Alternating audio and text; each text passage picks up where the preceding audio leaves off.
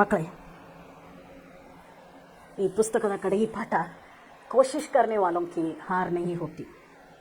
ಅಂದರೆ ಪ್ರಯತ್ನ ಮಾಡುವವರದ ಯಾವತ್ತೂ ಸೋಲು ಆಗುವುದಿಲ್ಲ ಅಂತ ಹೇಳಿಬಿಟ್ಟು ಇಲ್ಲಿ ಕವಿ ಸೋಹನ್ ಲಾಲ್ ದ್ವಿವೇದಿಯವರು ಹೇಳ್ತಿದ್ದಾರೆ.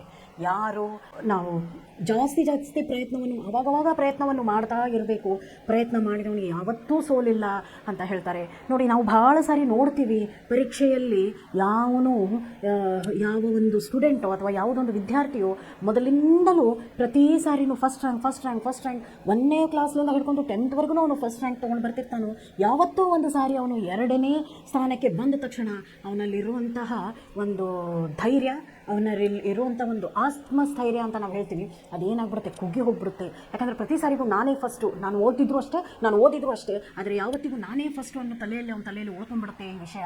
ಅದು ಹಂಗೆ ಉಳ್ಕೊಂಡಾಗ ಅವನು ಯಾವಾಗಾದರೂ ಓದಲಿಲ್ವೋ ಅಥವಾ ಏನೋ ಆರೋಗ್ಯ ಸಮಸ್ಯೆ ಆಯಿತು ಅಥವಾ ಏನೇ ಪ್ರಾಬ್ಲಮ್ ಆದಾಗ ಅವನು ಓದಕ್ಕೆ ಆಗಲಿಲ್ವೋ, ಆವಾಗ ಅವನೇನಾದರೂ ವಿದ್ಯಾರ್ಥಿ ಓದದೇ ಇದ್ದರೆ ಆ ಜಗದಲ್ಲಿ ಫಸ್ಟ್ ಕ್ಲಾಸ್ ಬರೋ ಜಗದಲ್ಲಿ ಅವನು ಏನಾದರೂ ಫಸ್ಟ್ ಕ್ಲಾಸ್ ಇದ್ದಲ್ಲಿ ಸೆಕೆಂಡ್ ಕ್ಲಾಸ್ ಬಂದು ಅಥವಾ 2ನೇ ರ್ಯಾಂಕ್ ಅಥವಾ 3ನೇ ರ್ಯಾಂಕಿಗೆ ಅವ್ನು ಬಂದುಬಿಟ್ನೋ, ಅವನಲ್ಲಿರುವಂಥ ಆತ್ಮಸ್ಥೈರ್ಯ ಅದೇನಾಗ್ಬಿಡುತ್ತೆ, ಒಂದು ಸ್ವಲ್ಪ ಕುಗ್ಗೋಕ್ಕೆ ಶುರು ಆಗ್ಬಿಡುತ್ತೆ. ಹಾಗಾದಾಗ ಏನಾಗ್ಬಿಡ್ತವೆ ಅಂದರೆ ಅವರು ಒಂದು ರೀತಿ ಒಂದು ಮನಸ್ಸಿನ ಒಳಗೆ ಒಂದು ಟೆನ್ಷನಲ್ಲಿ ಅವ್ರು ಹೋಗೋಕ್ಕೆ ಶುರು ಮಾಡಿಬಿಡ್ತಾರೆ ಮಕ್ಕಳೇ.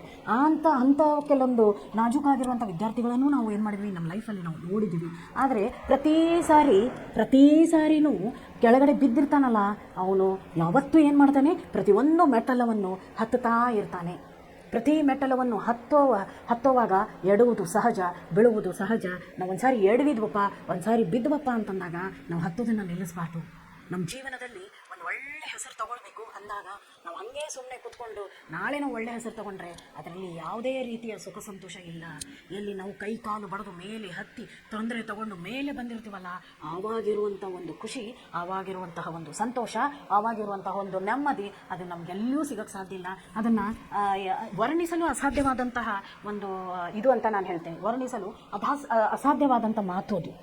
ನಾವು ತೊಂದರೆ ತೊಗೊಂಡು ಮೇಲೆ ಬಂದಿರ್ತೀವಲ್ಲ, ಅದನ್ನು ನಾವೇನು ಮಾಡೋಕ್ಕಾಗಲ್ಲ, ಬೇರೊಬ್ಬರಿಗೆ ಅದನ್ನು ಸರಳವಾಗಿ ನಾವೇನು ಮಾಡೋಕ್ಕಾಗಲ್ಲ, ಅದನ್ನು ವರ್ಣಿಸೋಕ್ಕೆ ಆಗುವುದಿಲ್ಲ. ಅದಕ್ಕೆ ನಾನು ನಿಮ್ಮ ಹತ್ರ ಹೇಳೋದು ಒಂದೇ, ಈ ಪದ್ಯದ ಮುಖಾಂತರ ಅವ್ರು ಹೇಳೋದು ಏನು ಅಂತಂದರೆ, ಈಗಿನ ಮಕ್ಕಳು ತುಂಬ ನಾಜೂಕು. ಎಲ್ಲೋ ಒಂದು ಸಾರಿ ಅವರು ತಮ್ಮನ್ನು ತಾವು ಕಳ್ಕೊಂಡ್ರು ಅಥವಾ ತಮ್ಮನ್ನು ತಾವು ಕೆಳಗೆ ಬೀಳಿಸ್ಕೊಂಡ್ರು ಅಥವಾ ತಮ್ಮನ್ನು ತಾವು ಎಲ್ಲೋ ಒಂದು ರೀತಿ ಇನ್ನೂ ನನ್ನ ಕಡೆಯಿಂದ ಇದು ಮಾಡೋಕ್ಕಾಗಲ್ಲಪ್ಪ, ಅಯ್ಯೋ ಮುಂಚೆಯಿಂದ ನಾನು ತುಂಬ ಒಳ್ಳೆಯವನಿದ್ದೆ, ನಾನು ರ್ಯಾಂಕ್ ಹೋಲ್ಡ್ರು, ಈ ಸಾರಿ ಯಾಕೋ ನಾನು ಕೆಳಗಡೆ ಬಿದ್ದಿದ್ದೀನಿ, ಇದು ತುಂಬ ಕೆಟ್ಟದಾಯಿತು, ನನ್ನ ನೋಡೋರು ಏನಂತಾರೋ, ನನ್ನ ನೋಡಿ ನಗ್ತಾರೋ ಅಥವಾ ನನ್ನ ನೋಡಿ ಆಡ್ಕೊತಾರೋ ಅಥವಾ ನಾನು ನಮ್ಮ ಅಪ್ಪ ಅಮ್ಮನಿಗೆ ಯಾವ ಥರ ಮುಖ ತೋರಿಸ್ತೀನಿ ಅಂತ ಅಂದವರು ತನ್ನನ್ನು ತಾವು ಏನು ಮಾಡ್ತಾರೆ, ಆತ್ಮಹತ್ಯೆ ಮಾಡ್ಕೊಳ್ತಾರೆ. ಯಾಕಂದರೆ ಅವ್ರ ಹತ್ರ ಆ ಧೈರ್ಯ ಇರಲ್ಲ, ಜನರನ್ನ ಎದುರಿಸುವಂಥ ಧೈರ್ಯ ಇರಲ್ಲ. ಆದರೆ ಯಾವತ್ತಿಗೂ ಸೋಲವ್ ಇರ್ತಾನಲ್ಲ, ಅವ್ನು ಎಲ್ಲರ ಹತ್ರ ಬೈಸ್ಕೊಂಡು ಮುಂದೆ ಬರ್ತಿರ್ತಾನೆ. ಅವ್ನು ಯಾರು ಏನು ಬೈದ್ರು ಏನೂ ಅನ್ಸೋದೇ ಇಲ್ಲ. ಅವ್ನು ಒಂದೇ ಸಾರಿ ಗೆದ್ದುಬಿಟ್ರೆ ಎಲ್ಲರೂ ಹೇಳ್ತಾರಲ್ಲ, ಅಯ್ಯೋ ಗೆದ್ದವನೇ ಅಂತ. ಆ ಖುಷಿನೇ ಬೇರೆ. ಕೆಲವೊಬ್ರು ಇರ್ತಾರೆ ತುಂಬ ಅಂಥವ್ರು ನಾವೇನಂತೀವಿ ಅಂದರೆ ಒಂದು ರೀತಿ ನಾಜೂಕ್ ಮನಸ್ಸಿದ್ದವರು ಅವರೇ ಏನು ಮಾಡ್ತಾರೆ, ತಮ್ಮನ್ನು ತಾವು ಏನು ಮಾಡ್ತಾರೆ, ಆತ್ಮಹತ್ಯೆಗೆ ಒಯ್ದು ಬಿಡ್ತಾರೆ ಮಕ್ಕಳೇ. ಅದಕ್ಕೆ ಇಲ್ಲಿ ಕವಿ ಹೇಳೋದು ಏನು ಅಂತಂದರೆ, ನೋಡಿ, ಎಷ್ಟೋ ಸಾರಿ ಜೀವನದಲ್ಲಿ ಏಳು ಬೀಳುಗಳು ಇವೆ. ನಾವೆಲ್ಲರೂ ಅಂಬಾನಿಗಳಾಗಲು ಸಾಧ್ಯ ಇಲ್ಲ, ಆದರೆ ಪ್ರಯತ್ನ ಮಾಡಿದರೆ ಅಂಬಾನಿ ಅಪ್ಪನೂ ಆಗ್ಬೋದು. ನಾವು ಏನಾಗ್ಬೋದು, ಅಂಬಾನಿ ಅಪ್ಪನೂ ಆಗ್ಬೇಕು. ಅದಕ್ಕೆ ಏನು ಬೇಕು, ಪ್ರಯತ್ನ ಬೇಕು. ನಾವು ಪ್ರಯತ್ನವಿಲ್ಲದೇ ಪಾಸ್ ಆಗೋಕ್ಕೆ ಇಷ್ಟಪಡ್ತೀವಿ, ನಮ್ಗೆ ತುಂಬ ಈಸಿ ಬೇಕು. ಈಗಿನ ಮಕ್ಕಳಲ್ಲಿ ನಾನು ನೋಡಿರೋ ಪ್ರಕಾರ ಎಲ್ಲ ಈಸಿಯಾಗಿ ಬೇಕು. ನಾವು ಓದಬೇಕು, ನಾವು ಪ್ರಯತ್ನ ಪಡಬೇಕು, ನಾವು ಶ್ರಮ ಪಡಬೇಕು ಇಲ್ಲ. ಆರಾಮಾಗಿ 9 ಗಂಟೆಗೆ ಹೇಳೋದು, 10 ಗಂಟೆ 10ವರೆಗೆ ಸ್ಕೂಲಿಗೆ ಹೋಗೋದು, ಸಾಯಂಕಾಲ ಮನೆಗೆ ಬರೋದು, ಮೊಬೈಲಲ್ಲಿ ಇರೋದು, ಇಲ್ಲ ಹೊರಗಡೆ ಫ್ರೆಂಡ್ಸ್ ಜೊತೆ ಆಟ ಆಡೋಕ್ಕೆ ಹೋಗ್ಬಿಡೋದು, ಆನಂತರ ಅಲ್ಲಿಂದ ಏನು ಮಾಡೋದು, ಮತ್ತೆ ಮನೆಗೆ ಬರೋದು, ಮನೇಲಿ ಅಡುಗೆ ಮಾಡಿಟ್ಟಿರ್ತಾರೆ ತಿನ್ನೋದು, ಸುಮ್ಮನೆ ಮಲ್ಕೊಳ್ಳೋದು, ಇಲ್ಲ ಫೋನಲ್ಲಿ ಸ್ವಲ್ಪ ಟೈಮ್ ವೇಸ್ಟ್ ಮಾಡೋದು, ರಾತ್ರಿ 1-2 ಗಂಟೆಗೆ ಮಲಗೋದು, ಮತ್ತೆ ಬೆಳಿಗ್ಗೆ 9 ಗಂಟೆಗೆ ಹೇಳೋದು, ಸ್ಕೂಲಿಗೆ ಹೋಗೋದು. ಇದರಿಂದ ಏನೂ ಉಪಯೋಗವಾಗೋದಿಲ್ಲ ಮಕ್ಕಳೇ. ಇದರಿಂದ ನಾವು ಮುಂದೆ ಬರಲು ಸಾಧ್ಯವೇ ಇಲ್ಲ. ಅದಕ್ಕೆ ನಾವು ಪ್ರಯತ್ನ ಪಡಬೇಕು, ನಾವು ಚೆನ್ನಾಗಿ ಓದಬೇಕು. ನೀವು ಕೈಕಾಲು ಬಡ್ದು ಚೆನ್ನಾಗಿ ಓದಿದಾಗ ಮಾತ್ರ ನೀವು ನಿಮ್ಮ ಜೀವನವನ್ನು ರೂಪಿಸಲು ಸಾಧ್ಯ ಅನ್ನೋದರ ಬಗ್ಗೆ ಇದೊಂದು ಕವನವನ್ನು ಅವರಲ್ಲಿ ಹೇಳ್ತಿದ್ದಾರೆ. ಅವ್ರು ಏನು ಹೇಳಿದ್ದಾರೆ ನೋಡಿ. इस कविता में कवि ने यह संदेश दिया है कि सतत प्रयत्नशील व्यक्ति की निश्चित रूप से जीत होती है, समस्याओं से मुंह न मोड़कर आगे बढ़ना चाहिए. ನೋಡಿ, ಪ್ರತಿ ಸಾರಿ ಮನುಷ್ಯನಿಗೆ ಒಂದು ತೊಂದರೆ ಅಥವಾ ಒಂದು ಪ್ರತೀಕ್ಷೆ ಒಂದು ಪರೀಕ್ಷೆ ಅಂತ ಬರ್ತಿರುತ್ತೆ. ಅದನ್ನೆಲ್ಲ ಹೊಡ್ಕೊಂಡು ನಾವೇನು ಮಾಡಬೇಕು, ಮುಂದೆ ಹೋಗಲೇಬೇಕು. ಅದರಿಂದ ನಾವು ಮುಖ ತಿರುಗಿಸ್ಕೊಂಡು ಹೋದರೆ ಅಥವಾ ಇದು ತೊಂದರೆ ಇದಪ್ಪ, ಇದನ್ನು ಮಾಡೋದೇ ಇಲ್ಲ ಅಂತ ಕುಂತ್ರೆ ನಮಗೆ ಏನಾಗ್ಬಿಡುತ್ತೆ ಮಕ್ಕಳೇ, ವೇಸ್ಟ್ ಆಗುತ್ತೆ. ಅದಕ್ಕೆ ಒಂದು ಗಾದೆ ಮಾತೇ ಇದೆ, ನೀವು ಇವಾಗ 8ರಿಂದ 9 ತಾಸು ಚೆನ್ನಾಗಿ ಓದಿ ನೀವು ನಿಮ್ಮ ಕಾಲ ಮೇಲೆ ನೀವು ನಿಂತ್ಕೊಳ್ಳೋದಿದ್ರೆ ಈ 9 ತಾಸು ಓದಿದ್ದು ಬಿಡಿ, ನೀವು 16 ತಾಸು 18 ತಾಸುವರೆಗೂ ನೀವೇನು ಮಾಡಬೇಕು, ಹೊರಗಡೆ ಕೆಲಸ ಮಾಡಬೇಕಾಗತ್ತೆ ಮುಂದಿನ ಲೈಫಲ್ಲಿ. ಇವಾಗಲೇ ನೀವು ಶ್ರಮ ಪಟ್ಟರೆ ಮುಂದೆ ನಾವೇನು ಮಾಡ್ಬೋದು, ಆರಾಮಾಗಿ ಕಾಲ ಮೇಲೆ ಕಾಲು ಹಾಕೊಂಡು ಏನು ಮಾಡ್ಬೋದು, ನಾವು ಆರಾಮಾಗಿ ಕೂತ್ಕೊಂಡು ಒಳ್ಳೆಯ ಜೀವನ, ಶಾಂತತೆಯ ಜೀವನವನ್ನು ನಾವೇನು ಮಾಡ್ಬೋದು, ಅನುಭವಿಸ್ಬೋದು.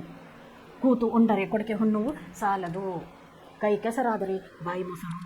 ಅದಕ್ಕೆ ಕೈ ಕೆಸರು ಅಂದರೆ ಅಲ್ಲಿ ಹೋಗ್ಬಿಟ್ಟು ಕೆಸರಲ್ಲಿ ಕೆಲಸ ಮಾಡಿ ಅಂತ ನಿಮ್ಗೆ ಹೇಳ್ತಿಲ್ಲ, ಅದರ ಬದಲಾಗಿ ನೀವು ಚೆನ್ನಾಗಿ ಏನು ಮಾಡಬೇಕು, ಓದಬೇಕು ಅನ್ನೋದನ್ನೇ ಅವ್ರು ಹೇಳ್ತಿರುವಂಥ ಒಂದು ನೀತಿ ಪಾಠ. ಲಹರೋं से डरकर नौका पार नहीं होती, कोशिश करने वालों की कभी हार नहीं होती. ನೋಡ್ರಿ, ಇಲ್ಲಿ ಅವ್ರು ಕೊಟ್ಟಿದ್ದಾರೆ, ಸಮುದ್ರದಲ್ಲಿ ಹಡಗುಗಳು ಅನಂತರ ಚಿಕ್ಕ ಚಿಕ್ಕ ದೋಣಿಗಳು ಓಡಾಡ್ತಿರ್ತವೆ. ಅದು ಅಲ್ಲಿ ಬಂದಿರುವಂಥ ಅಲೆ ಹೊಡ್ಕೊಂಡು ಹೋಗುತ್ತೆ, ಅದರಲ್ಲಿ ನಾವು ಮುಳುಗೆ ಹೋಗ್ತೀವಿ, ನಾವು ಸತ್ತೇ ಹೋಗ್ತೀವಿ ಅಂತ ಆ ವಿಚಾರಧಾರೆ ಇದ್ದವರು ಸಮುದ್ರದಲ್ಲಿ ಇಳಿಯಲ್ಲ. ಇದನ್ನೆಲ್ಲ ಮೆಟ್ಟಿ ನಾನು ಮುಂದೆ ಹೋಗ್ತೀನಿ, ಈ ದಡದಿಂದ ಇನ್ನೊಂದು ದಡ ಸೇರ್ತೀನಿ, ಅದನ್ನು ಪಾರಾಗೇ ಆಗ್ತೀನಿ, ನಾ ಅಲೆಗಳಿಗೂ ಹೆದರಲ್ಲ, ಬರುವಂಥ ದೊಡ್ಡ ದೊಡ್ಡ ಪ್ರವಾಹಕ್ಕೂ ಹೆದರಲ್ಲ, ಗಾಳಿಗೂ ನಾನು ಹೆದರಲ್ಲ ಅನ್ನೋರು ಮಾತ್ರ ಅಂತಹ ಒಂದು ಹಡಗಿನಲ್ಲಿ ಅಥವಾ ದೋಣಿಯಲ್ಲಿ ಪ್ರಯಾಣವನ್ನು ಮಾಡಬಹುದು. ನನ್ನಿ ಚೀಟಿ ಜಬ್ ದಾನಾ ಲೇಕರ್ ಚಲ್ತಿ ಹೈ, ಚಡ್ತಿ ದೀವಾರೋಂ ಪರ್ 100 ಬಾರ್ ಫಿಸಲ್ತಿ ಹೈ. ನೋಡಿರ್ಬೇಕು ನೀವು, ಸಣ್ಣ ಚೀಟಿ ಅಂದರೆ ಇರುವೆ. ಏನು ಸಣ್ಣ ಚೀಂಟಿ ಅಂದರೆ ಏನು? ಚೀಂಟಿ ಅಂತಂದರೆ ಇರುವೆ. ಒಂದು ಇರುವೆ ತನ್ನ ಬಾಯಲ್ಲಿ ಏನು ಮಾಡುತ್ತದು, ಮಳೆಗಾಲಕ್ಕೆ ಹೊರಗಡೆ ಬರೋಕ್ಕಾಗಲ್ಲ ಅಂತ ಹೇಳಿಬಿಟ್ಟು ಏನು ಮಾಡುತ್ತದು, ಚಳಿಗಾಲದಲ್ಲಿ ಮತ್ತು ಬೇಸಿಗೆ ಕಾಲದಲ್ಲಿ ಆಹಾರವನ್ನು ಶೇಖರಣೆ ಮಾಡೋಕ್ಕೆ ಶುರು ಮಾಡುತ್ತೆ.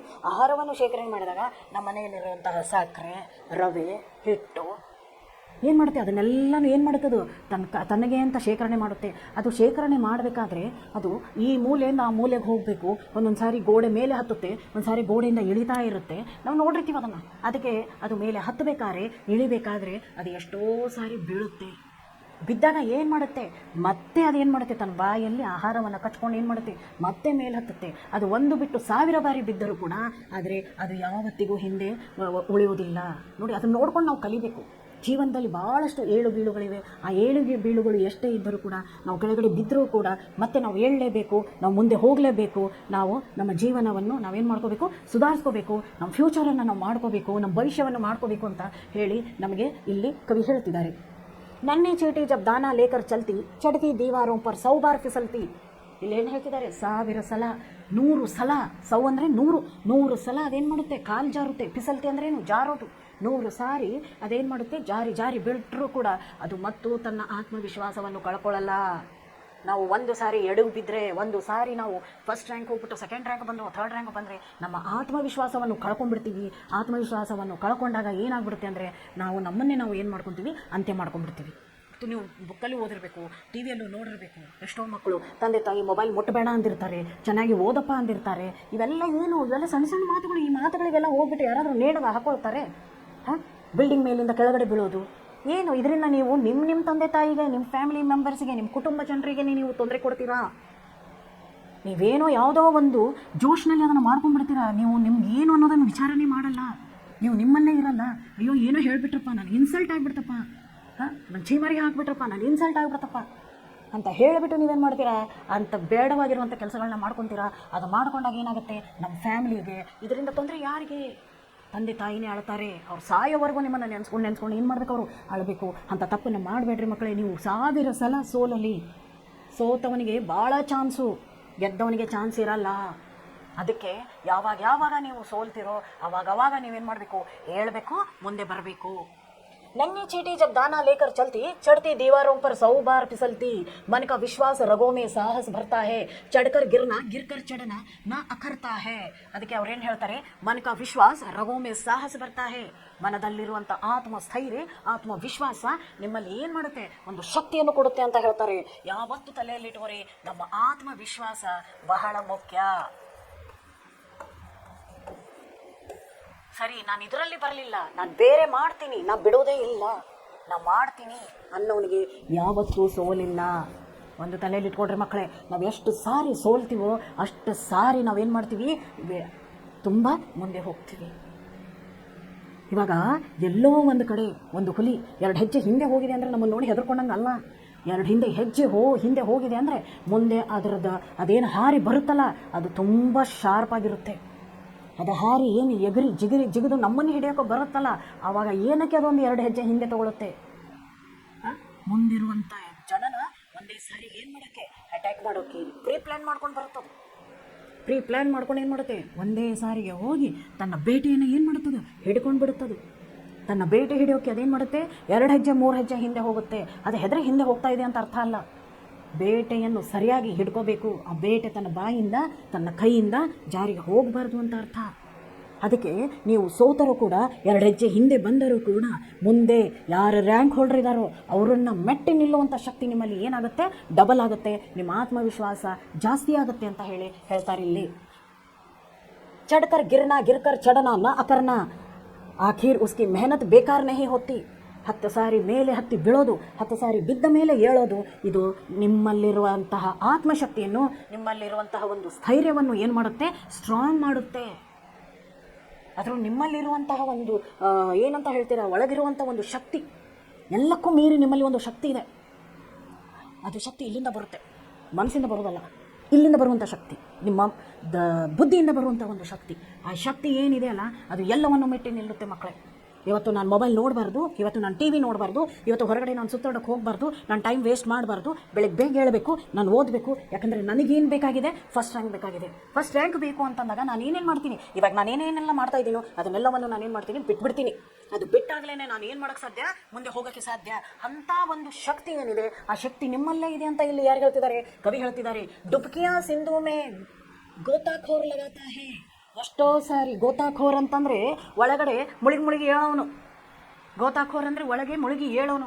ಎಷ್ಟೋ ಸಾರಿ ಡುಬ್ಕಿಯಾ, ಎಷ್ಟೋ ಸಾರಿ ಒಳಗೆ ಮುಳುಗೋದು. ಡುಬ್ಕಿಯಾ ಅಂದರೆ ಮುಳುಗೋದು, ಗೋತಾಖೋರ್ ಅಂದರೆ ನೀರಿನಲ್ಲಿ ಹಾರೋನು, ಎಕ್ಸ್ಪರ್ಟೇ ಇರ್ತಾನವನು.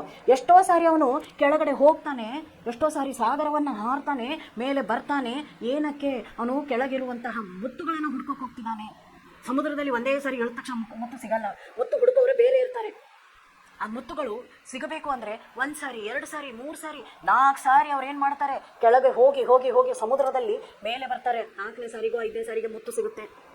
ಅದನ್ನು ಮಾರ್ಕೊಂಡು ಜೀವನ ಮಾಡೋರು ನೋಡಿ ಎಷ್ಟು ಸಾರಿ ಮುಳುಗ್ತಾರವರು. ನಾವು 1 ಸಾರಿ ಬಿದ್ದುಬಿಟ್ರೆ ನಮಗೆ ಎಷ್ಟೋ ಬೇಜಾರಾಗುತ್ತಲ್ಲ. ಅವ್ರು ಎಷ್ಟೋ ಸಾರಿ ಮುಳುಗ್ತಾರೆ, ಹೋಗ್ತಾರೆ, ಬರ್ತಾರೆ. ಹೆಂಗೋ ಅವ್ರವ್ರ ಜೀವನವನ್ನು ಅವ್ರು ಏನು ಮಾಡ್ತಿದ್ದಾರೆ, ನಡೆಸ್ತಾ ಇದ್ದಾರೆ ಮಕ್ಕಳೇ.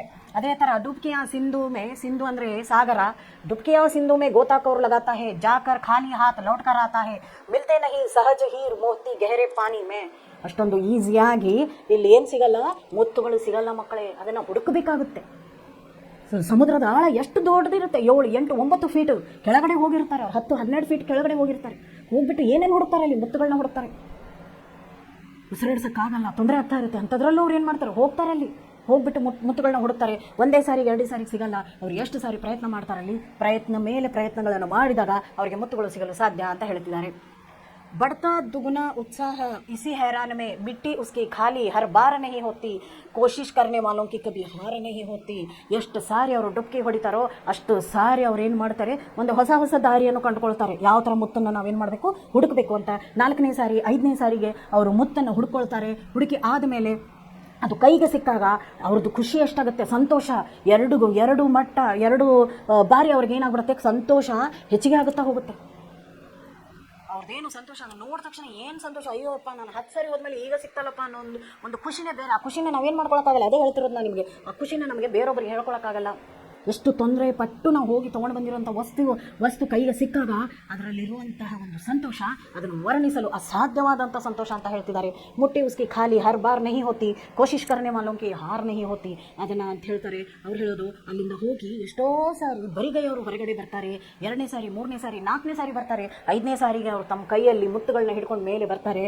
ಮೇಲೆ ಬಂದಾಗ ಆ ಸಂತೋಷವನ್ನು ವರ್ಣಿಸಲು ಅಸಾಧ್ಯವಾದದ್ದು. ಕೋಶಿಶ್ ಕರ್ನೆ ವಾಲೋಂಕಿ ಹಾರ್ ನಹಿ ಹೋತಿ. ಯಾರು ಪ್ರಯತ್ನ ಪಡ್ತಾರೋ ಅವ್ರಿಗೆ ಯಾವತ್ತೂ ಏನು ಸಿಗಲ್ಲ. ಇಲ್ಲಿ ಅವರಿಗೆ ನಾವು ಪ್ರಯತ್ನ ಮಾಡೋರಿಗೆ ಸೋಲು ಸಿಗುವುದಿಲ್ಲ ಅಂತ ಹೇಳ್ತಿದ್ದಾರೆ. ನೆಕ್ಸ್ಟ್ ನೋಡಿ, असफलता एक चुनौती है, इसे स्वीकार करो, क्या कमी रह गई देखो और सुधार करो. असफलता चुनौती है. ಆ ಸೋಲು ನಿಮಗೊಂದು ಕಾಂಪಿಟೇಷನ್ ಥರ, ಆ ಸೋಲು ಒಂದು ಛಲ ಇದ್ದಂಗೆ, ಆ ಸೋಲು ನಿಮಗೊಂದು ಪಾಠ ಇದ್ದಂಗೆ ಮಕ್ಕಳೇ. ಜೀವನದಲ್ಲಿ ಯಾವನು ಸೋಲ್ತಾನಲ್ಲ ಅವನೇ ಗೆಲ್ತಾನೆ. ಇದನ್ನು ತಲೆಯಲ್ಲಿ ಇಟ್ಕೊಳ್ರಿ ಮಕ್ಕಳೇ. ಅಸಫಲತಾ ಚುನೌತಿ ಹೇ.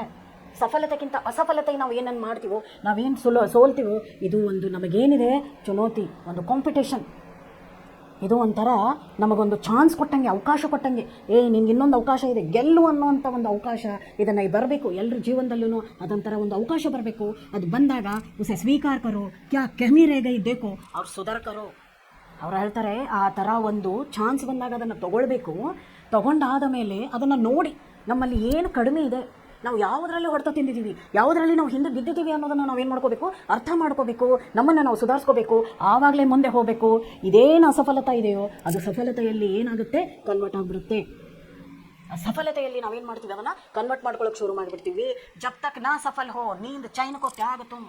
ಯಾವಾಗಿನವರೆಗೂ ನಾನು ಗೆಲ್ಲಲ್ವೋ ಊಟ ತಿಂಡಿ ನಿದ್ದೆ ಬಿಟ್ಟುಬಿಡ್ಬೇಕು ಅಂತ ಹೇಳ್ತಿದ್ದಾರೆ ಇಲ್ಲಿ. ಜಬ್ ತಕ್ ಸಫಲ್ ನೋ ಹೋ ನೀಂದ್ ಚೈನ್ಕೋ ತ್ಯಾಗ ತುಮ್. ನಿದ್ದೆ ಬಿಟ್ಟುಬಿಡ್ರಿ, ನಿದ್ದೆ ಬಿಟ್ಬಿಡ್ರಿ. ಬೆಳಗ್ಗೆ ಬೇಗ ಮಲ್ಕೋಬೇಕು, ಬೇಗ ಹೇಳಬೇಕು. ಅಂದಾಗ ಮಾತ್ರ ನಮ್ಮ ಬುದ್ಧಿಶಕ್ತಿ, ನಮ್ಮ ತಲೆ, ನಮ್ಮ ಮನಸ್ಸು ಎಲ್ಲವೂ ಸರಿಯಾಗಿರುತ್ತೆ. ಆದರೆ ಇಲ್ಲಿ ಅವ್ರು ಹೇಳ್ತಿದ್ದಾರೆ, ಯಾವಾಗಿನವರೆಗೂ ನೀನು ಅದನ್ನು ಗೆಲುವನ್ನು ನೀನು ತಗೊಳ್ಳೋದಿಲ್ಲವೋ ಅವಾಗಿನವರೆಗೂ ನಿನ್ನ ನಿದ್ದೆಯನ್ನು ಬಿಡು. ಆರಾಮಾಗಿ ಕೂತ್ಕೊಳ್ಳೋದು, ವಿಶ್ರಾಮ ಮಾಡೋದನ್ನು, ನಿದ್ದೆಯನ್ನು ಎಲ್ಲವನ್ನು ಬಿಟ್ಟು ಅದರ ಹಿಂದೆಗೆ ತೊಡಗು. ಅದ್ರ ಹಿಂದೆ ತೊಡಗು. ಗೆದ್ದ ನಂತರ ಅದು ನಿನ್ನ ಹಿಂದೆನೇ ಬರುತ್ತೆ. ಜಬ್ ತಕ್ ನಾ ಸಫಲ್ ಹೋ ನೀಂದ್ ಚೈನ್ಕೋ ತ್ಯಾಗ ತುಮ್. ಸಂಘರ್ಷ ಕಾ ಮೈದಾನ छोड़कर ಮತ್ ಭಾಗೋ ತುಮ್. ಸಂಘರ್ಷದ ಮೈದಾನವನ್ನು ಬಿಟ್ಟು ಯಾವತ್ತಿಗೂ ಓಡಬೇಡ ಅಂತ ಹೇಳ್ತಾರೆ. ಎಲ್ಲಿ ಕಾಂಪಿಟೇಷನ್ ಇರುತ್ತೋ, ಅಯ್ಯಪ್ಪ ನನಗಾಗಲ್ಲಪ್ಪ, ಇವರಿಂದ ನಾನೇನಾಗಲ್ಲ, ಗೆಲ್ಲಕ್ಕಾಗಲ್ಲ ಅಂತ ನಾವು ಹಿಂದ್ಗಡೆ ಉಳ್ಕೊಂಡ್ಬಿಡ್ತೀವಿ. ಆ ಥರ ಹಿಂದ್ಗಡೆ ಉಳ್ಕೋಬಾರ್ದು. ನಾವು ಮುಂದೆ ಹೋಗ್ತಾ ಇರಬೇಕು. ಹೆದರಿ ಯಾವತ್ತು ಹೇಡಿಗಳ ಥರ ಹಿಂದೆ ಉಳ್ಕೋಬಾರ್ದು. 1 ಬಿಟ್ಟು 2 ಸಾರಿ 3 ಸಾರಿ 4 ಸಾರಿ 10 ಸಾರಿ ಸೋತ್ರು ಕೂಡ 11ನೇ ಸಾರಿಗೆ ಗೆಲುವು ಖಚಿತ. ತಲೆಯಲ್ಲಿ ಇಟ್ಕೊಂಡ್ಬಿಟ್ರಿ, ಗೆಲುವು ಯಾವತ್ತು ಖಚಿತ. ನಾವು ಗೆಲ್ಲೋದೆ, ಅದನ್ನು ನಾವು ಬಿಡಬಾರ್ದು ಅಂತ ಹೇಳ್ತಿದ್ದಾರೆ. ಕುಚ್ ಕಿಯೇ ಬಿನಾ ಹಿ ಜೈ ಜೈಕಾರ ನಹಿ ಹೋತಿ, ಕೋಶಿಶ್ ಕರ್ನೆ ವಾಲೋಂ ಕಿ ಕಭಿ ಹಾರ್ ನಹಿ ಹೋತಿ. ಸುಮ್ಮನೆ ಏನು ಮಾಡದೇನೆ ಜನ ನಮ್ಮ ಹೆಸರಿನ ಮೇಲೆ ಜೈ ಜೈಕಾರ ಹಾಕಲ್ಲ. ನಾವೇನಾದರೂ ಸಾಧಿಸಿ ತೋರಿಸಿದಾಗ ಮಾತ್ರ ನಮ್ಮ ಹೆಸರಿಂದು ಏನು ಮಾಡ್ತಾರೆ, ಜೈ ಜೈಕಾರ ಮಾಡ್ತಾರೆ. ಅದಕ್ಕೆ ಆ ಜೈ ಜೈಕಾರ ಬೇಕು ಅಂದಾಗ ನಾವು ಮಾಡಲೇಬೇಕು, ನಾವು ಹಿಂದೆ ಬೀಳಬಾರ್ದು ಅಂತ ಕವಿ ಹೇಳ್ತಿದ್ದಾರೆ. इस कविता में कोशिश करने वालों से सफलता प्राप्त करने का संदेश मिलता है. कवि कहते हैं कि जीवन की प्रतियोगिता में असफलता से विमुख होते हुए अपनी कमियों को खुद पहचान कर स्व प्रयत्न से लगातार आगे बढ़ने से हार कभी नहीं होती. ಕವಿ ಬಗ್ಗೆ ನೋಡೋಣ ಏನು ಹೇಳ್ತಾರೆ ಕವಿ ಅಂತ. ಕವಿ ಏನು ಹೇಳ್ತಿದ್ದಾರೆ, ಸೋಹನ್ ಲಾಲ್ ದ್ವಿವೇದಿ ನೋಡ್ರಿ.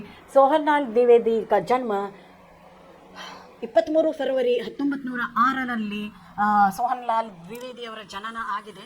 ಇವರು ಬನಾರಸ್ ಹಿಂದೂ ವಿಶ್ವವಿದ್ಯಾಲಯದಿಂದ MA LLB ಡಿಗ್ರಿ ತಗೊಂಡಿದ್ದಾರೆ. ಅದರ ಜೊತೆಗೆ ಜಮೀನ್ದಾರಿ ಮತ್ತು ಬ್ಯಾಂಕಿಂಗಲ್ಲಿ ಕೂಡ ಇವರು ಕೆಲಸ ಮಾಡಿದ್ದಾರೆ. 1938ರಿಂದ 1942ರವರೆಗೆ ಅವರು ರಾಷ್ಟ್ರೀಯ ಪತ್ರ ದೈನಿಕ್ ಅಧಿಕಾರರ ರಾಷ್ಟ್ರೀಯ ಒಂದು ನ್ಯೂಸ್ ಪೇಪರ್ ಬಂದಿತ್ತು, ದೈನಿಕ್ ಅಧಿಕಾರ ಅಂತ, ಇದರದ ಸಂಪಾದಕರು ಆಗಿದ್ರು ಅವರು. ಅದರ ಜೊತೆಗೆ ಅವರು ಅವೈತನಿಕ್ ಬಾಲಪತ್ರಿಕಾ, ಬಾಲಸಖ, ಈ ರೀತಿ ಬೇರೆ ಬೇರೆ ಬಾಲಪತ್ರಿಕಾ, ಬಾಲಸಖ, ಮಕ್ಕಳಿಗಾಗಿ ಅಂತ ಹೇಳಿಬಿಟ್ಟು ಅವ್ರು ಏನು ಮಾಡಿದ್ದಾರೆ, ಕೆಲವೊಂದು ಲೇಖನಗಳನ್ನು, ಕವಿತೆಗಳನ್ನು, ಪತ್ರಗಳನ್ನು ಅವರು ಬರೆದಿದ್ದಾರೆ. स्वतंत्र के प्रति देशभक्ति के ऊर्जा से ओतप्रोत की रचनाओं की विशेष सहरण हुई तथा आपके राष्ट्र कवि की उपाधि से अलंकृत किया गया है. 1988ರಲ್ಲಿ ಇವರಿಗೆ ರಾಷ್ಟ್ರ ಕವಿ ದ್ವಿವೇದಿ ಅದು ಏನಾಯ್ತು ಇಲ್ಲಿ ಮರಣ ಆಗಿದೆ. ಅವ್ರದ್ದು ಮರಣ ಆಗಿದೆ. 1988ರಲ್ಲಿ ಅವ್ರದ್ದು ಮರಣ ಆಗಿದೆ. ಅವರು ಬರೆದಿರುವಂಥ ಕೆಲವೊಂದು ಕೃತಿಗಳು ಭೈರವಿ, ವಾಸವದತ್ತ, ಕೃಣಾಲ್, ಪೂಜಾ ಗೀತ್, ವಿಷಪಾನ, ಯುಗಾಧಾರ್, ಜೈ ಗಾಂಧಿ, ಬಾಸುರಿ, ಝರ್ನಾ, ಈ ಥರ ತುಂಬ ಬೇರೆ ಕವಿತೆಗಳನ್ನು ಅವ್ರು ಏನು ಮಾಡ್ಕೊಂಡಿದ್ದಾರೆ, ಬರ್ಕೊಂಡು ಹೋಗಿದ್ದಾರೆ. ನೋಡ್ರಿ ಮಕ್ಕಳು, ಇದರಲ್ಲಿ ಇನ್ನೊಂದು ಸಾರಿ ಕವಿತೆನೂ ನಾನು ನಿಮಗೆ ಹೇಳೋಕ್ಕೆ ಇಷ್ಟಪಡ್ತೀನಿ. ಒಂದು ಶಾರ್ಟಲ್ಲಿ ಒಂದು ನೋಡ್ಕೊಂಡು ಬಂದ್ಬಿಡೋಣ. ಇಲ್ಲೇನು ಹೇಳ್ತಾರೆ, ಲಹರೋನ್ ಸೆ ಡರ್ಕರ್ ನೌಕೆ ಪಾರ್ ನಹಿ ಹೋತೆ. ಯಾವತ್ತೂ ನಾವು ಅಲೆಗಳನ್ನು ಅಲೆಗಳಿಗೆ ಹೆದರಿ ನಾವೇನು ಮಾಡೋಕ್ಕಾಗಲ್ಲ. ನಾವು ಅಲೆಗಳನ್ನು ಹೆದರಿ ನಾವು ಸಮುದ್ರದಲ್ಲಿ ಹೋಗೋಕ್ಕಾಗಲ್ಲ. ಒಂದು ಅಲೆಗಳಿಗೆ ಹೆದರ್ಕೊಂಡು ನಾವು ಸಮುದ್ರದಲ್ಲಿ ನಾವು ಹಡಗನ್ನು ಚಲಿಸೋಕ್ಕಾಗಲ್ಲವೇ ಅಂತ ಹೇಳ್ತಾರೆ. ಯಾರಲ್ಲಿ ಧೈರ್ಯವಿದೆಯೋ ಅವರಲ್ಲಿ ಹೋಗ್ತಾರೆ. ನನ್ನಿ ಚಟಿ ಜಬ್ ದಾನಾ ಲೇಕರ್ ಚಡ್ತಿ ದಿವಾರೋं पर 100 बार फिसलती मन का विश्वास रगों में साहस भरता. ಅದಕ್ಕೆ ಹೇಳ್ತಾರೆ, ಇರುವೆದು ಎಕ್ಸಾಂಪಲ್ ಕೊಟ್ಟು ಹೇಳ್ತಾರೆ. ಇರುವೆ 10 ಸಾರಿ 20 ಸಾರಿ 30 ಸಾರಿ 1000 ಸಾರಿ ಏನು ಮಾಡುತ್ತೆ, ಅದು ಮೇಲೆ ಹತ್ತುತ್ತೆ, ಇಳಿಯುತ್ತೆ, ಬೀಳುತ್ತೆ. ಅದೇ ಥರ ನಮ್ಮ ಜೀವನದಲ್ಲಿ ತುಂಬ ಕಷ್ಟ ಕಾರ್ಪಣ್ಯಗಳು ಜಾಸ್ತಿ ಇದ್ದಾವೆ, ನಮ್ಮ ಏಳು ಬೀಳುಗಳು ಜಾಸ್ತಿಗಳಿವೆ. ಅದರಿಂದ ನಾವು ಮುಂದೆ ಬರಬೇಕು ಅಂತ ಹೇಳ್ತಿದ್ದಾರೆ. ನಮ್ಮ ಕಷ್ಟಗಳು ಎಷ್ಟೇ ಇದ್ದರೂ ಅದನ್ನು ಮೆಟ್ಟಿ ನಾವು ನಿಲ್ಲಬೇಕು. ಬೇರೆಯವರು ಏನೋ ಮಾಡ್ತಾರೆ ಅಂತ ನಾವು ಮಾಡೋದಲ್ಲ. ನಾವು ಯಾರು, ನಾವು ಎಲ್ಲಿಂದ ಬಂದಿದ್ದೀವಿ, ಇದ್ದೀವಿ, ನಾವು ಯಾವ ಫ್ಯಾಮಿಲಿಯಿಂದ ಇದ್ದೀವಿ, ನಾವು ಮುಂದೆ ಹೆಂಗೆ ಮಾಡಬೇಕು, ನಮ್ಮ ಜೀವನವನ್ನು ಹೆಂಗೆ ನಡೆಸ್ಕೊಳ್ಬೇಕು ಅನ್ನೋದನ್ನು ನಾವೇನು ಮಾಡಬೇಕು, ಕಲಿಬೇಕು ಮಕ್ಕಳೇ. ಹಂಗೆ ಸುಮ್ಮನೆ ಕೂತ್ಕೊಂಡು ತಿಂದರೆ ಹುಡುಕೆ ಹಣ್ಣು ಸಾಲುವುದಿಲ್ಲ. ನಾವು ಕೈಕಾಲು ಬಡ್ದು ನಾವೇನು ಮಾಡಬೇಕು, ಓದಬೇಕು, ಒಳ್ಳೆ ಜನರಾಗಬೇಕು. ನಾವು ನಮ್ಮ ಎಲ್ಲದರಲ್ಲೂ ನಾವು ಚೆನ್ನಾಗಿದ್ದು ಒಳ್ಳೆ ಬುದ್ಧಿಶಕ್ತಿಯಿಂದ ಇದ್ದರೆ ಮುಂದೆ ನಮ್ಮ ಭವಿಷ್ಯವನ್ನು ನಾವು ರೂಪಿಸ್ಕೋಬೋದು. ಇಲ್ಲೇನು ಹೇಳ್ತಾರೆ, ಸಮುದ್ರದಲ್ಲಿ 1000 ಸಾರಿ ಮುಳುಗಿ ಹೇಳ್ತಾರೆ ಜನ, ಹೋಗ್ತಾರೆ ಒಳಗಡೆ, ಸಮುದ್ರದ ಒಳಗಡೆ ಹೋಗ್ತಾರೆ. ಅಲ್ಲಿಂದ ಅವ್ರು ಏನು ಮುತ್ತುಗಳನ್ನು ಹುಡ್ಕೊಂಡು ತರಕಂತೆ ಹೋಗ್ತಾರೆ. 1 ಸಾರಿ 2 ಸಾರಿ 3 ಸಾರಿ ಅವ್ರು ಸಿಗಲ್ಲ. ಆದರೆ ಪ್ರತಿ ಸಾರಿ ಹೋದಾಗೊಮ್ಮೆ ಬರಿಗೈಯಿಂದಾನೇ ಅವ್ರು ಬರೋದು. ಆದರೆ ಆಮೇಲಿಂದ ಹೋದಾಗ ಏನಾಗುತ್ತೆ, ಅವ್ರಿಗೆ ಮುತ್ತುಗಳು ಸಿಗೋಕ್ಕೆ ಶುರುವಾಗುತ್ತೆ. ಮುತ್ತುಗಳು ಸಿಕ್ಕಾಗ ಆವಾಗ ಎಷ್ಟು ಸಾರಿ ಬರಿಗೈಯಿಂದ ಬಂದಿರುವಂಥ ಕೈಗಳು ಒಂದು ಸಾರಿ ಮುತ್ತನ್ನು ಹಿಡ್ಕೊಂಡು ಮೇಲೆ ಬಂದಾಗ ಆ ಹರ್ಷವನ್ನು, ಆ ಮನಸ್ಸಿನ ಒಂದು ಸಂತೋಷವನ್ನು ಅದನ್ನು ನಾವು ಏನು ಮಾಡೋಕ್ಕಾಗಲ್ಲ, ಅದನ್ನು ನಾವು ಹೇಳ್ಕೊಳ್ಳೋಕ್ಕಾಗಲ್ಲ. ಅಷ್ಟೊಂದು ಅವರು ಸಂತೋಷದಿಂದ ಇರ್ತಾರೆ. ಅದೇ ಥರನೇ ನಾವು 10 ಸಾರಿ ಬಿದ್ದು ಎದ್ದಾಗ ಬರುವಂಥ ಸಂತೋಷ ಏನಿದೆ ಅದನ್ನು ನಾವು ಹೇಳ್ಕೊಳ್ಳೋಕ್ಕಾಗಲ್ಲ ಅಂತ ಹೇಳ್ತಿದ್ದಾರೆ. ಅದಕ್ಕೆ ಅವ್ರು ಹೇಳ್ತಾರೆ, ಕೋಶಿಶ್ ಕರ್ವೆ ಮಾಲೂಮ್ ಕಿ ಕಭಿ ಹಾರ್ ನಹೀ ಹೋತಿ. ಯಾರು ಜಾಸ್ತಿ ಅದನ್ನು ಪ್ರಯತ್ನ ಪಡ್ತಾರೋ ಅವರಿಗೆ ಯಾವತ್ತೂ ಜೀವನದಲ್ಲಿ ಸೋಲು ಇಲ್ಲ. ಇಲ್ಲಿ ಅವ್ರು ಏನು ಕೊಟ್ಟಿದ್ದಾರೆ ಅಂದರೆ, ಅಸಫಲತೆ ಅನ್ನೋದು ಒಂದು ಕಾಂಪಿಟೇಷನ್ ಇದ್ದಂಗೆ. ಅಸಫಲತೆ ಅನ್ನೋದು ಏನು, ಒಂದು ಕಾಂಪಿಟೇಷನ್ ಇದ್ದಂಗೆ. ಅಸಫಲತೆ ಅಂದರೆ ಮುಂದೆ ನಿನಗೊಂದು ಚುನೌತಿ, ನಿನಗೊಂದು ಇದು ಕೊಟ್ಟಂಗೆ, ಒಂದು ಚಾನ್ಸ್ ಕೊಟ್ಟಂಗೆ, ನೀನು ಮುಂದೆ ಹೋಗು, ಬಿದ್ದಿದೆಯಾ, ಇನ್ನೊಂದು ಚಾನ್ಸ್ ಇದೆ, ಏಳು, ಕೈಕಾಲು ಬಡಿ, ನಿನ್ನ ಜೀವನದಾಗಿ ಮುಂದೆ ಹೋಗು ಅಂತ ಹೇಳುವಂಥದ್ದು ಒಂದು. ಅದಕ್ಕೆ ನಿನ್ನ ಸಂಘರ್ಷದ ಮೈದಾನವನ್ನು ಬಿಟ್ಟು ಹೇಡಿ ಥರ ಹಿಂತಿರುಗಿ ಬರುವುದಲ್ಲ. ಅಲ್ಲಿ ನೀನೇನು ಮಾಡಬೇಕು, ಯುದ್ಧ ಮಾಡಲೇಬೇಕು, ಗೆಲ್ಲಲೇಬೇಕು, ನೀನು ಮುಂದೆ ಹೋಗಲೇಬೇಕು ಅನ್ನೋ ಒಂದು ವಿಚಾರಧಾರೆಯನ್ನು ಇಟ್ಕೊಂಡು ಇಲ್ಲಿ ಕವಿಗಳು ನಮಗೊಂದು ಏನು ಕೊಡ್ತಿದ್ದಾರೆ, ಒಂದು ಸಂದೇಶವನ್ನು ಕೊಡ್ತಿದ್ದಾರೆ. ಇದರಿಂದ ಏನು ಅಂದರೆ, ಇವಾಗ ನೀವೆಲ್ಲ 10th ಇದ್ದೀರಾ, ಇನ್ನೂ ಚೆನ್ನಾಗಿ ಓದ್ರಿ, ಇನ್ನೊಂದು ಚೆನ್ನಾಗಿ ಓದ್ರಿ ಅಂತ ಹೇಳ್ತಿದ್ದಾರೆ. ಇವಾಗ ನೋಡೋಣ, ಒಂದು ವಾಕ್ಯದಲ್ಲಿ ಉತ್ತರ ಬರೆಯಲು ಏನು ಕೊಟ್ಟಿದ್ದಾರೆ. ಕಿಸಸೆ ಡರ್ಕರ್ ನೌಕಾ ಪಾರ್ ನಹಿ ಹೋತಿ. ಇಲ್ಲಿ ಸಾಗರ್ ಸೆ ಡರ್ಕರ್ ಯಾ लहरों से डरकर नौका पार नहीं होती. किनकी हार नहीं होती, जो कोशिश करते हैं उनकी हार नहीं होती. दाना लेकर कौन चलती है, दाना लेकर चींटी चलती है. चींटी कहाँ चढ़ती है, चींटी दीवार पर चढ़ती है. किसकी मेहनत बेकार नहीं होती, जो कोशिश करता उसका मेहनत बेकार नहीं होती. सागर में डुबकियाँ कौन लगाता है, सागर में डुबकियाँ जो वहाँ पे डुबकियाँ लगाने वाला गोताखोर जो है वो बार बार डुबकियाँ लगाता रहता है. मोती कहाँ मिलता है, सागर के तल में मोती मिलती है. किसकी मुट्ठी खाली नहीं होती, जो कोशिश करता, जिसको सब कुछ मिलता है उसकी मुट्ठी खाली नहीं होती. कहाँ से भागना नहीं चाहिए, और ಏನು ಹೇಳ್ತಾರೆ, कहाँ से भागना नहीं चाहिए, संघर्ष के मैदान से हमको भागना नहीं चाहिए. कुछ किए बिना ही क्या नहीं होती, कुछ किए बिना ही सफलता प्राप्त नहीं होती है. जोड़कर लिखी है ಒಂದು ಸಾರಿ ಬರ್ದು ಬಿಡೋಣ ಮಕ್ಕಳೇ ನಾವೀಗ. ಒಂದನೇದು ಲಹರ ನೌಕಾ,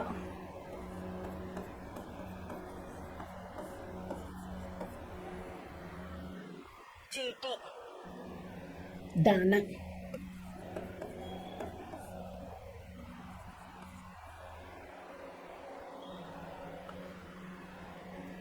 गोताखोर डुबकियाँ,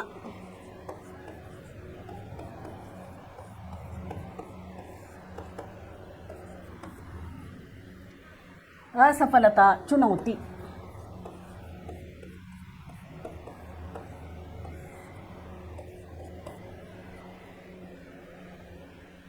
कमी सुधार.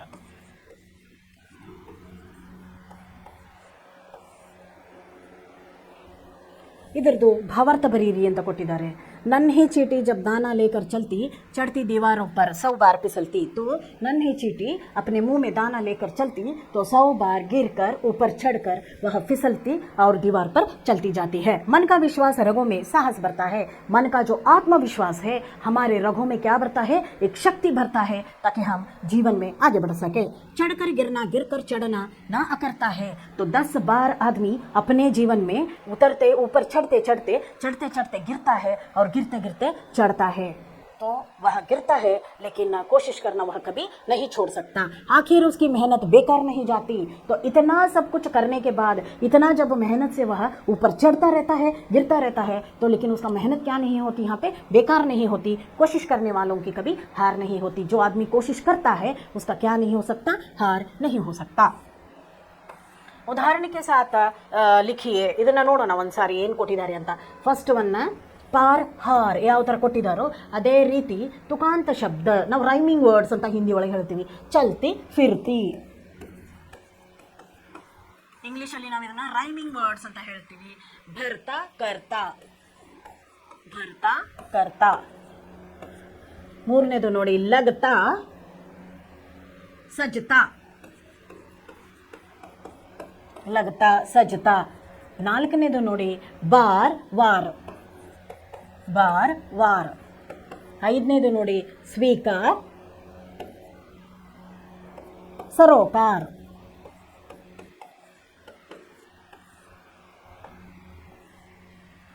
नेक्स्ट बरुत्ते दिए गए संकेत बिंदुओं के आधार पर ಪರಿಶ್ರಮ ಲಘು ಲೇಖಲಿಕೆ ಇಲ್ಲೆಲ್ಲ ಕೊಟ್ಟಿದ್ದಾರೆ. ಅದನ್ನು ನೋಡಿಕೊಂಡು ಒಂದು ಚಿಕ್ಕ ಲೇಖನವನ್ನು ಬರೀರಿ ಅಂತ ಅವರು ಇಲ್ಲೇನು ಮಾಡಿದ್ದಾರೆ ಕೊಟ್ಟಿದ್ದಾರೆ.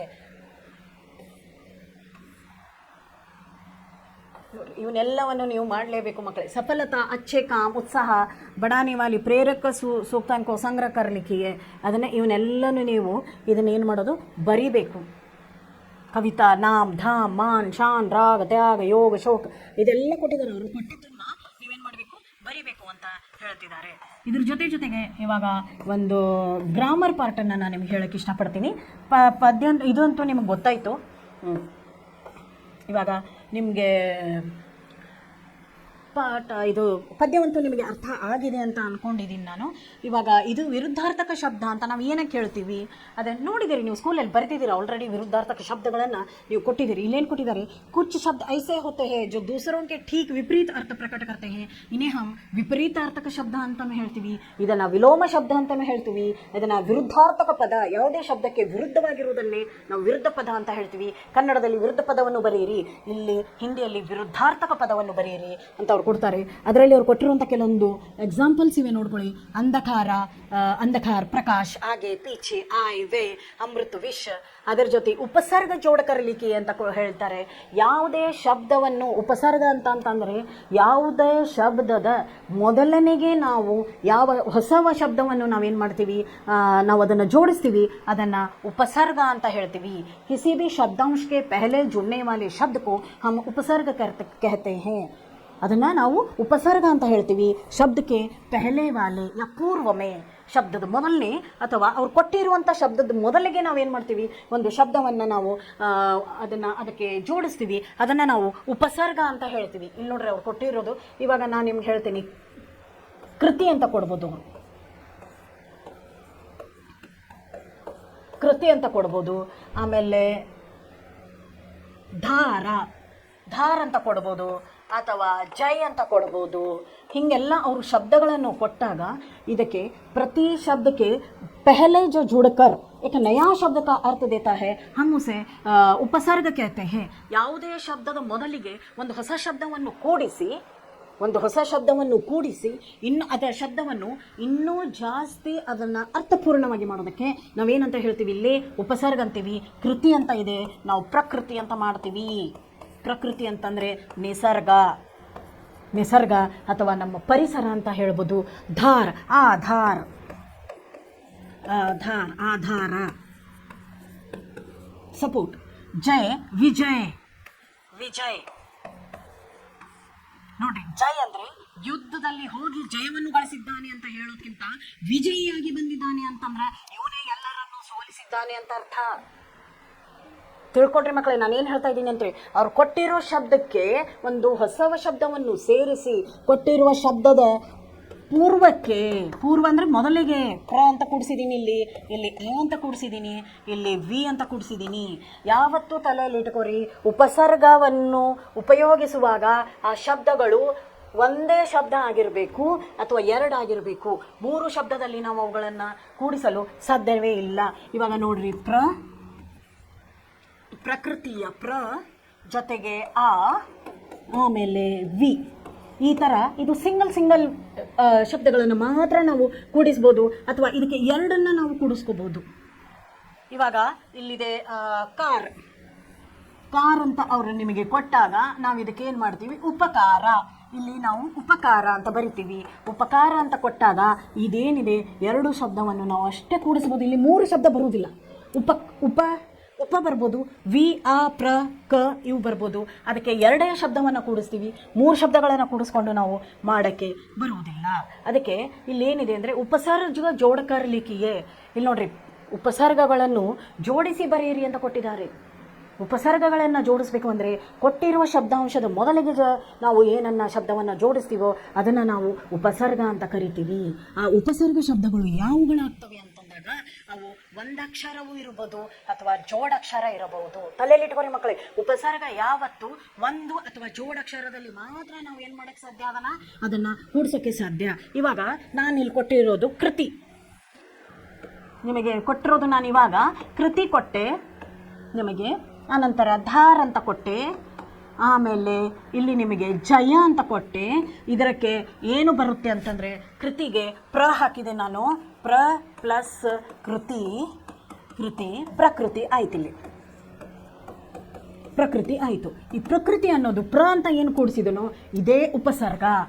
ಇದೇನು, ಇದು ಉಪಸರ್ಗ. ಇವಾಗ ಧಾರ್ ಅಂತ ಕೊಟ್ಟಾಗೆ ಆಧಾರ,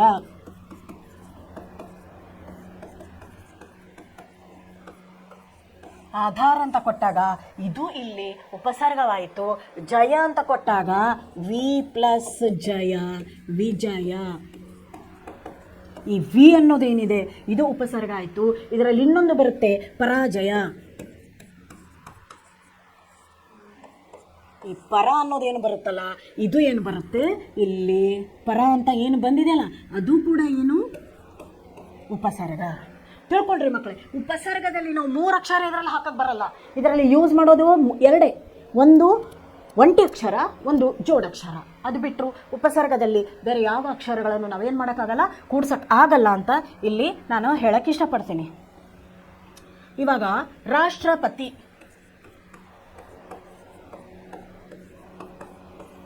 ರಾಷ್ಟ್ರಪತಿ ಅಂದಾಗ ಇಲ್ಲಿ ನಾನು ಉಪ ಅಂತ ಹಾಕ್ತೀನಲ್ಲ, ಈ ಉಪ ಏನಿದೆ ಇದು ಉಪಸರ್ಗ ಆಗುತ್ತೆ. ಉಪರಾಷ್ಟ್ರಪತಿ ಹೇಳಿದಾಗ ಅರ್ಥ ಆಯ್ತಲ್ಲ. ಮಂತ್ರಿ, ಮುಖ್ಯಮಂತ್ರಿ.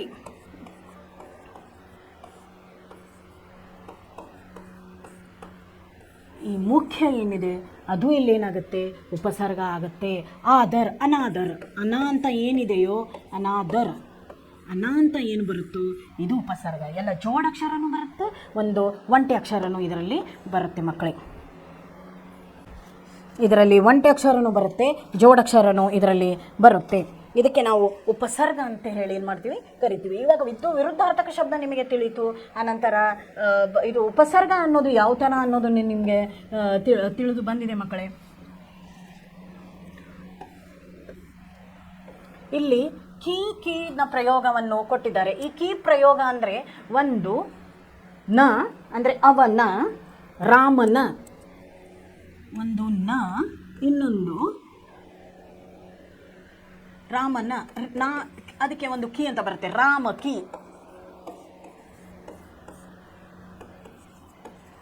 ಯಹ ರಾಮ ಕೀ ಪುಸ್ತಕ ಹೈ. ಆಮೇಲೆ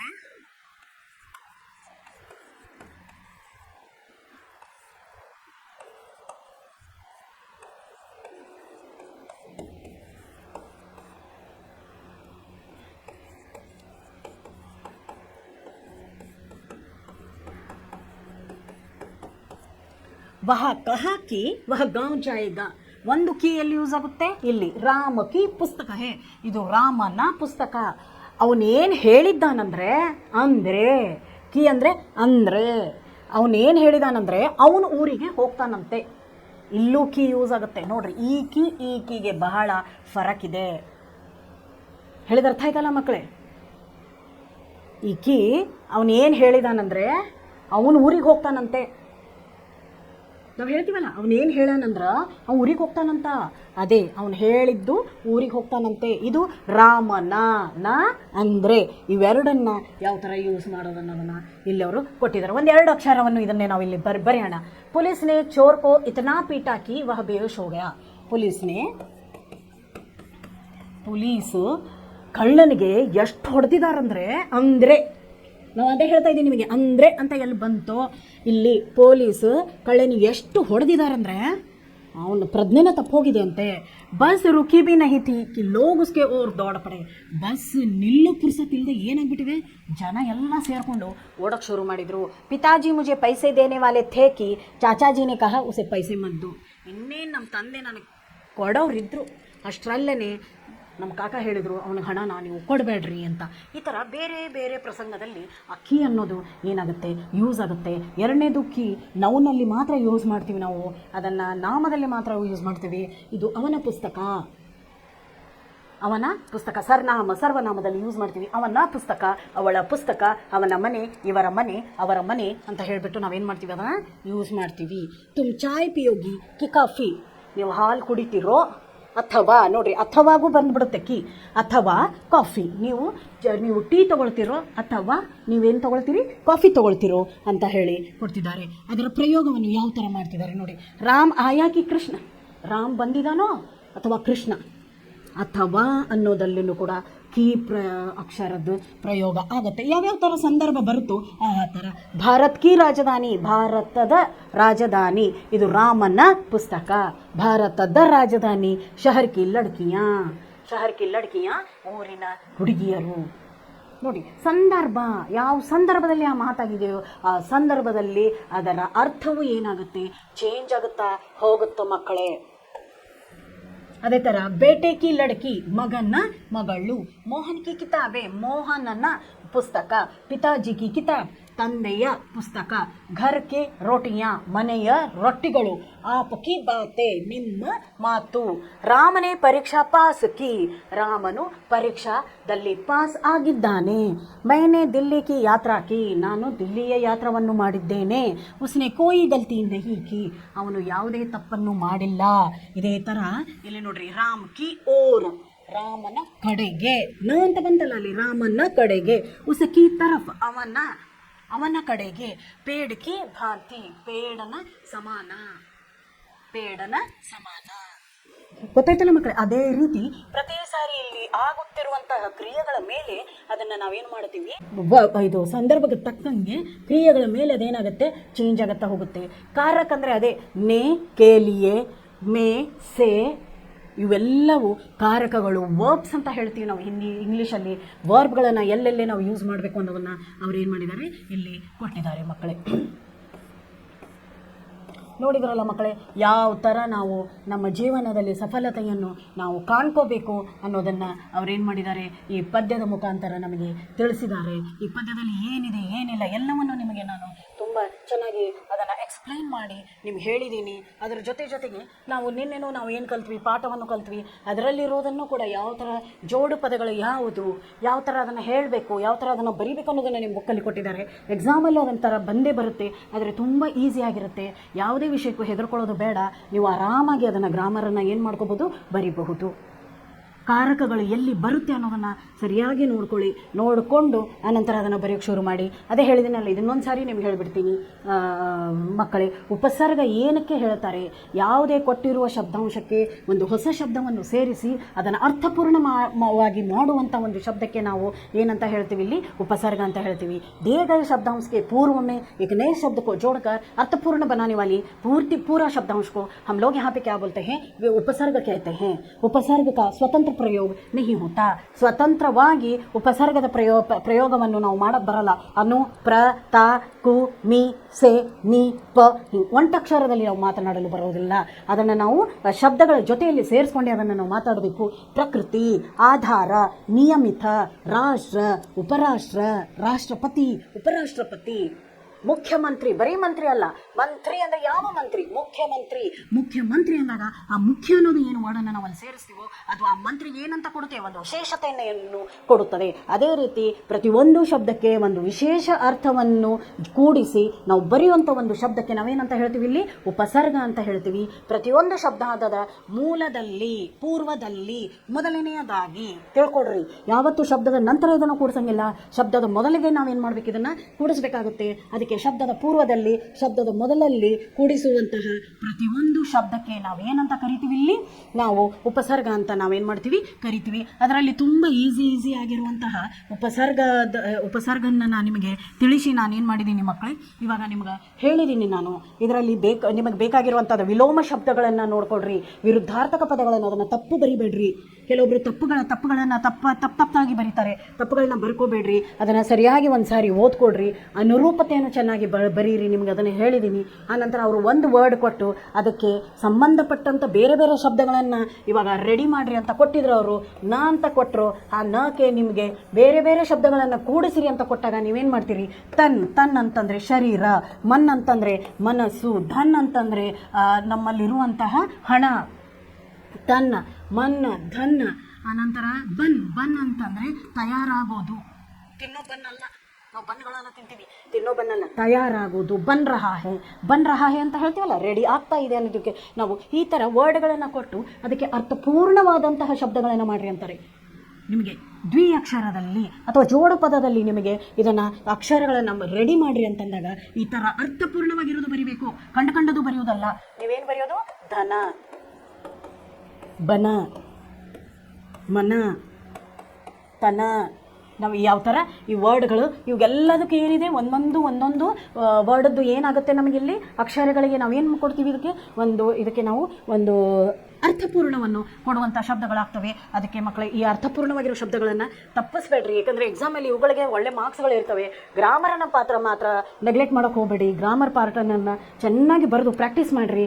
ನೀವು ಪ್ರಶ್ನೋತ್ತರಗಳಲ್ಲಿ ಒಂದು ಸ್ವಲ್ಪ ಎಲ್ಲೋ ಮಾರ್ಕ್ಸ್ಗಳು ಕಡಿಮೆ ಆದರೂ ಕೂಡ ಗ್ರಾಮರಲ್ಲಿ ನೀವೇನು ಮಾಡ್ಬೋದು? ಹೆಚ್ಚಿಗೆ ವ್ಯಾಕರಣಾಭ್ಯಾಸ, ಭಾಷಾಭ್ಯಾಸ ಬಹಳ ಈಸಿ ಇದೆ. ಅದರಲ್ಲಿ ನೀವೇನು ಮಾಡ್ಬೋದು? ಹೆಚ್ಚಿಗೆ ಮಾರ್ಕ್ಸನ್ನು ತೊಗೋಬೋದು ಮಕ್ಕಳು. ಮುಂದಿನ ಪಾಠದಲ್ಲಿ ಏನಾದರೂ ಡಿಸ್ಕಷನ್ ಇದ್ದರೆ ಹೇಳಿ. ಏನಾದರೂ ನಿಮಗೆ ತಿಳಿಲಿಲ್ಲ ಅಂದರೆ ನಮಗೆ ಕೇಳಬೇಕು. ನಾನು ಮತ್ತೊಮ್ಮೆ ಅದನ್ನು ನಿಮಗೆ ಹೇಳ್ತೀನಿ ಮಕ್ಕಳೇ. Thank you so much.